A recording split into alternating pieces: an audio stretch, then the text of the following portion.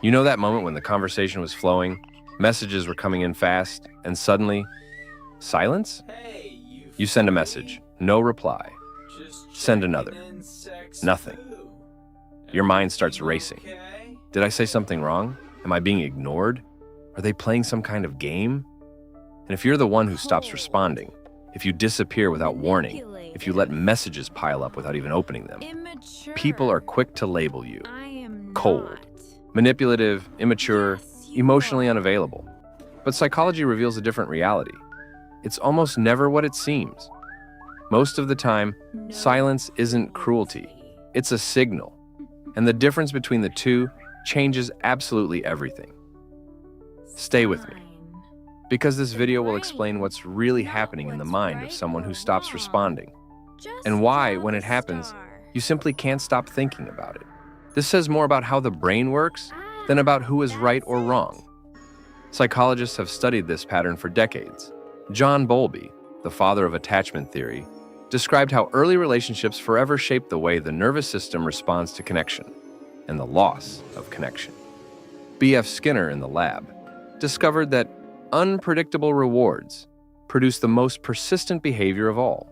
And neuroscientists studying the brain in situations of anticipation and uncertainty found something that explains why someone's silence can occupy your mind with disproportionate intensity. What they found isn't simple, because silence never has a single meaning. There are three groups of people who stop responding. Three different routes, three completely different mechanisms, and the same external behavior, silence, hides internal stories that couldn't be more distinct. This framework will explain the person who vanished from your life, but it will also make you wonder, which of these groups am I? Let's start with the first one, the one that most of the time is exactly what no one imagines. The first group doesn't stop responding because they want to hurt you. They stop claim because their this group body and isn't mind set off an malicious, internal but that alarm alert that keeps can't be blinking. ignored. This has a I name, feel so dizzy, avoidant and attachment. my heart is beating It's one so of the central fast. categories of John Bowlby's attachment theory. Developed in 1969 and confirmed by decades of clinical research since. People with avoidant attachment learned early on that getting too close is risky. Not because the people around them were monsters, but because they were emotionally absent when they should have been present. Unpredictable. Unable to regulate the emotional intensity the child needed. And the nervous system, in that context, did what it always does. It learned to survive through distance. There is a crucial detail that almost no one mentions. When intimacy begins to grow in adulthood, when the conversation gets deep, when expectations rise, when you start to truly matter, the brain of someone with avoidant attachment doesn't read it as connection. It reads it as a threat. Researchers who study the autonomic nervous system describe this state as a disengagement response. The system shuts down to preserve internal stability. It's not a rational decision. It's an automatic response that happens before any conscious thought. And silence is the circuit breaker. It's not anger. It's not rejection. It's self-regulation. The circuit breaker doesn't hate the house.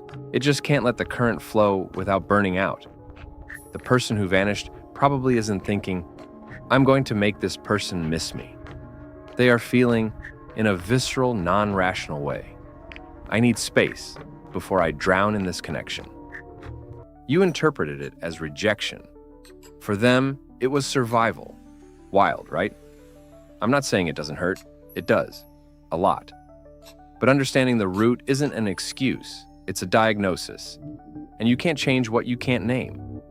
That's group one, the protectors. We are Now group comes the one, part that will the turn your head protectors. completely around. and we have a The vital second group doesn't stop responding because they are distant. They stop because they are desperate for connection. And here's the big twist. The people most likely to disappear to make you miss them aren't the most self-assured. They are the ones most afraid of being abandoned. This also has a name. I want Anxious to, attachment. but I can't. Mary Ainsworth, whose research in the Not 1970s confident, confirmed and categorized afraid. into actual observable behavior what Bowlby had described in theory, documented how children with inconsistent caregivers develop a permanent hypersensitivity to emotional distance. And there is a specific behavior associated with this pattern. documented extensively. Protest behavior. When someone with anxious attachment feels the connection is fading, you took too long to reply, you seemed less present. You gave subtle signs of distancing. Their brain enters emergency mode. And protest behavior is the response. Disappearing. Not to actually leave, but to force proof that you care. The internal logic is direct. If I disappear and you come after me, then I know you really want me. But where did this logic come from?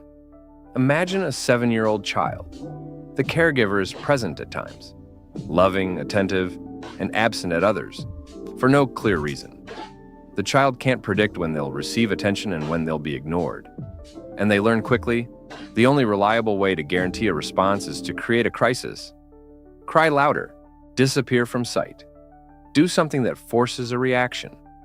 That child's mind has recorded the rule.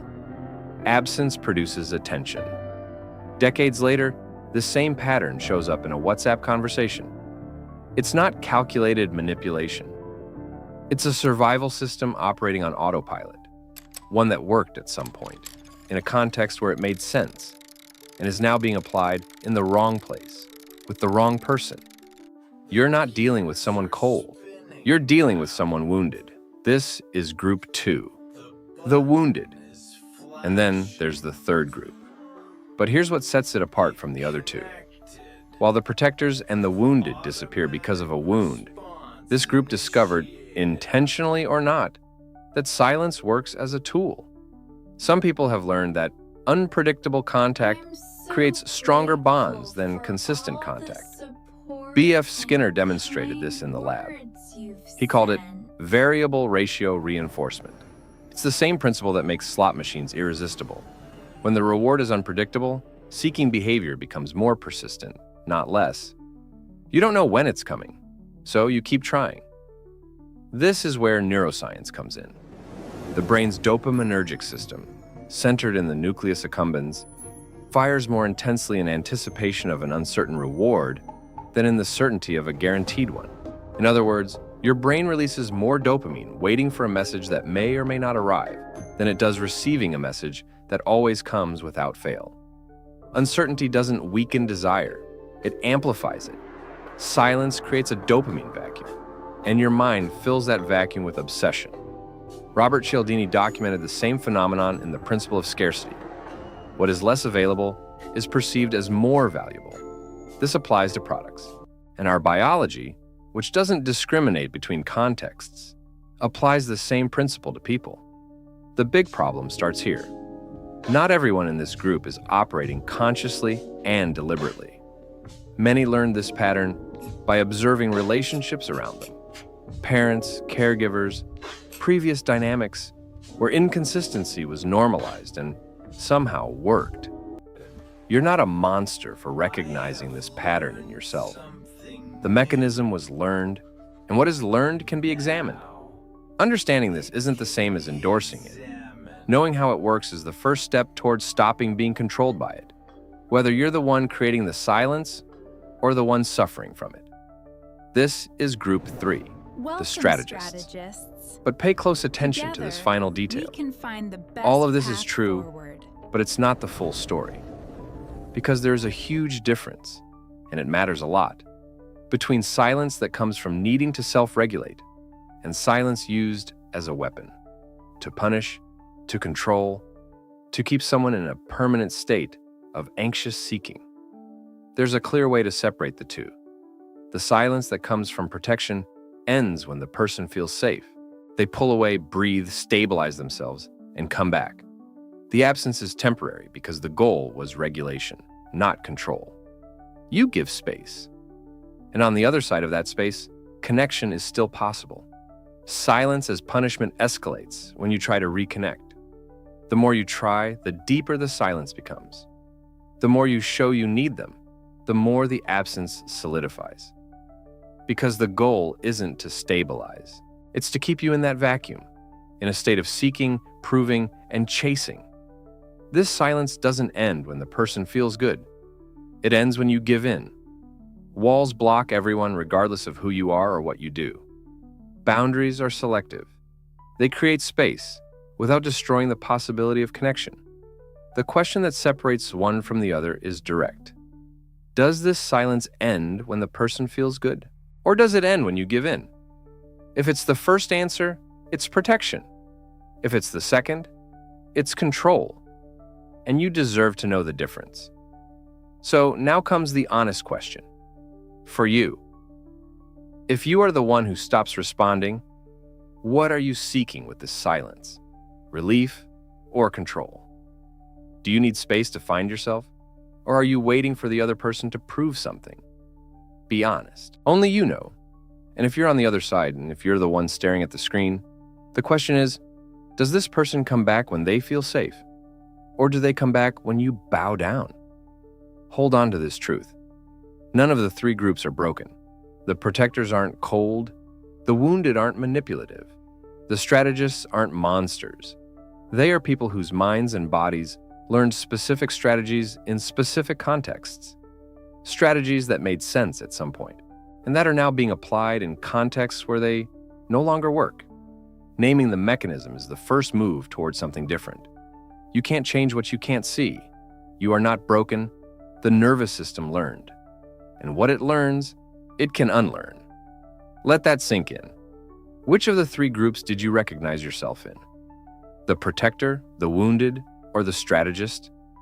Or did you see yourself on both sides at the same time? Leave a comment. I read them all. And if this video put into words something you felt but didn't know how to name, like and subscribe. I make videos like this every week for people like us. The next one might explain even more about you.